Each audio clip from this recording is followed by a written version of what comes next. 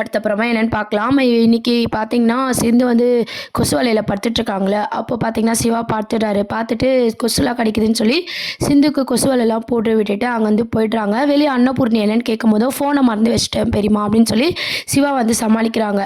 ஆனால் அன்னபூர்ணி என்ன நினைக்கிறாங்கன்னா, இவங்க 2 பேரும் சேரக்கூடாது. ஏன்னா நிறைய பொய் சொல்லிட்டா சிந்து. சிவா வாழ்க்கையை நாசம் பண்ணிட்டா அப்படின்ற கோவத்தில் வந்து அன்னபூர்ணி வந்து பேசிகிட்டு இருக்காங்க. அங்கே சிவா போனதும் மகா பார்க்குறாங்க. மகா பார்த்துட்டு ரொம்பவே கோவப்படுறாங்க. சிந்துவை போட்டு அடிக்கிறாங்க. அப்புறம் அன்னபூர்ணி என்னாச்சுன்னு கேட்கும்போது, "குசுவலெல்லாம் எடுத்து போடுறா பாருங்கக்கா" அப்படின்ற மாதிரி சொல்கிறாங்க. இதை கேட்ட அன்னபூர்ணி பார்த்திங்கன்னா, "இந்த மாதிரி நீ பண்ணிட்டு இருந்தீங்கன்னா வீட்டை விட்டே வெளியே போயிடுவேன், ஜாக்கிரதை" அப்படின்னு சொல்லி வார்ன் பண்ணுறாங்க. இருந்தாலும் நம்ம சிவாவை வந்து சிந்து வந்து காட்டி கொடுக்கல. ஏன்னு பார்த்தீங்கன்னா, கோர்ட்லேயும் சரி, எல்லோரும் முன்னாடி சைன் போடும் போதும் சரி, பெரியம்மா சொல்கிறத தான் சிவா கேட்குறாரு இல்லையா? ஸோ அதனால் சிவாவை காட்டி கொடுத்தா தான் வெளியே போயிட போகிறோம்.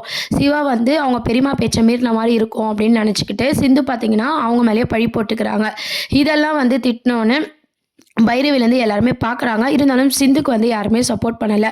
அப்போ தான் சிவா கிட்ட வந்து ஆறுமுகம் சொல்கிறாரு, "இந்த மாதிரி சிந்துவை பார்க்கவே பாவமாக இருக்கு, நீ போய் பேசு, அடிச்சிட்டாங்கன்னு" சொல்லும்போது, சிவா வந்து யாருக்குமே தெரியாமல் நம்ம சிந்து ரூமுக்கு போய் பேசிகிட்டு இருக்காரு. "ஏன் சிந்து, நான் தான் போட்டேன்னு சொல்ல வேண்டியது தானேன்னு" கேட்கும்போது, நல்லா அப்பப்போ நம்ம சிந்துவும் பார்த்திங்கன்னா குத்தி காட்டுற மாதிரி தான் கேட்டுட்ருக்காங்க. "நீ பெரியம்மா பேச்சை வந்து தட்ட மாட்டேல டாக்டர், அதனால தான் நான் அப்படி பண்ணல" அப்படின்ற மாதிரி சொல்கிறாங்க. நம்ம மேலே இவளுக்கு இவ்வளோ பாசமா அப்படின்னு சொல்லிட்டு நம்ம சிவாக்கு ரொம்பவே கண் கலங்கிடுச்சு. உடனே சிந்து டைலாக்லாம் விடுறாங்க, "இது கொசுவல் இல்லை, தாஜ்மஹால்" அப்படின்ற மாதிரி பேசிகிட்டு இருக்காங்க.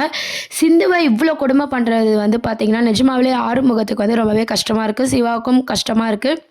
அன்னபூர்ணி பார்த்திங்கன்னா, எந்த அளவுக்கு நம்ம சிந்து மேலே வந்து சப்போர்ட்டிங்காக அந்த வீட்டில் இருந்தாங்களோ, இப்போ அப்படியே ஆப்போசிட்டாக வந்து அவங்க கேரக்டர் வந்து மூவ் பண்ணிகிட்ருக்காங்க. ஏன்னா பொய் சொல்லி உள்ளே வந்துட்டா, சிவாவுக்கும் பிடிக்கல அப்படின்னு நினச்சிக்கிட்டு அன்னபூர்ணி பார்த்திங்கன்னா இந்த மாதிரி பண்ணிகிட்ருக்காங்க. சிவாவும் பார்த்திங்கன்னா ஒரு டம்மி கேரக்டராக வந்து கொண்டு போகிறாங்க. எல்லாமே பெரியம்மா பார்த்துப்பாங்க, அவங்க அம்மா எது பண்ணாலும் வாய மூடிட்டு இருக்கிறது, இந்த மாதிரி சிவா கேரக்டர் பார்த்திங்கன்னா இரிட்டேட்டிங்காக இருக்குது. சிந்துவும் பார்த்திங்கன்னா தான் நினச்சது தான் அடையணும் அப்படின்ற கேரக்டராகவும் இருக்காங்க. இருந்தாலும் அவங்க நிறைய கொடுமை அனுபவிக்கிறதுனால சிவாக்கே ஒரு கட்டத்துக்கு மேலே சிந்து வந்து அவங்க பெரியம்மாவும் அவங்க அம்மாவும் பண்ணுற டார்ச்சர்லேருந்து வந்து சிந்துவை வந்து சிவா தான் காப்பாற்ற போகிறாரு. அதுக்கு நடுவில் இந்த மாதிரி கொடுமைங்கள்லாம் வந்து நம்ம ஃபேன்ஸ் வந்து பார்க்க வேண்டியதாக இருக்குது. என்ன தான் தன் கல்யாணத்தை வந்து இப்படி கெடுத்தாலும் பைரவியை வந்து ஆறுமுகம் ஏற்றுக்கினாரு. அது மட்டும் இல்லாமல் சிந்துவும் வந்து கஷ்டப்படக்கூடாதுன்னு சொல்லி ஆறுமுகம் நினைக்கிறாரு. உண்மையாலே ஹீரோ அப்படின்னு பார்த்தீங்கன்னா சிவா விட ஆறுமுகம் அப்படின்ற மாதிரி தான் இருக்குது எபிசோட்ஸ் எல்லாம் பார்த்தா. அப்புறம் பார்த்திங்கன்னா நம்ம சிந்துவை விட நிறைய பேருக்கு வந்து பைரவி கேரக்டர் வந்து ரொம்ப போல்டாக இருக்கிறதுனாலையும் மனசில் பட்டதை அப்படியே வெளிப்படையாக உண்மையாக பேசுகிறதுனால பைரவி கேரக்டரும் பிடிச்சிருக்கு. அவங்களும் ஒரு பக்கம் பார்த்திங்கன்னா நம்ம பைரவியை வந்து டைவர்ஸ் பண்ணணும் அப்படின்னு ஆறுமுகத்தை டைவர்ஸ் பண்ணி ஆகணும்னு சொல்லி பைரவி பேசிகிட்டு இருக்காங்க. எல்லாருமே இப்போ நம்ம சிந்துவை கைவிட்டாங்க. ஆறுமுகமும் சப்போர்ட் பண்ணுறாங்க, சிவாவும் சப்போர்ட் பண்ணுறாங்க.